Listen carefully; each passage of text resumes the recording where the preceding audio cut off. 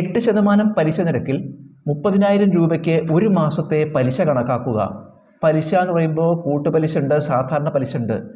പലിശ എന്ന് പറഞ്ഞാൽ സാധാരണ പലിശ ഉണ്ട്, കൂട്ടുപലിശ ഉണ്ട്. ഇവിടെ ഒരു മാസം എന്ന് പറഞ്ഞാൽ ഒരു വർഷം വരെ നമ്മൾ സാധാരണ പലിശയാണ് കണക്കാക്കുക. ഒരു വർഷം വരെ സാധാരണ പലിശയാണ്. ഒരു വർഷം കഴിഞ്ഞാലാണ് സാധാരണ പലിശയാണോ കൂട്ടുപലിശയാണോ എന്ന വേർതിരിവുള്ളൂ. അപ്പോൾ ഇവിടെ നമുക്ക് കാണേണ്ടത് സാധാരണ പലിശ. സാധാരണ പലിശയുടെ സൂത്രവാക്യമാണ് ഉപയോഗിക്കേണ്ടത്. സാധാരണ പലിശയുടെ സൂത്രവാക്യമാണ് ഉപയോഗിക്കേണ്ടത്. സൂത്രവാക്യം I = P × N × R. വില കൊടുക്കുക. കാണേണ്ടത് പലിശയാണ്, ഇൻട്രസ്റ്റ് ആണ് കാണേണ്ടത്. സമം P പ്രിൻസിപ്പൽ നിക്ഷേപ തുകയാണ്. എത്രയാണ്? 30,000. 30,000 × N വർഷങ്ങളുടെ എണ്ണാണ്. N നമ്പർ ഓഫ് ഇയേഴ്സ്, വർഷങ്ങളുടെ എണ്ണാണ്. ഇവിടെ ഒരു മാസം എന്നാണ് പറഞ്ഞിരിക്കുന്നത്.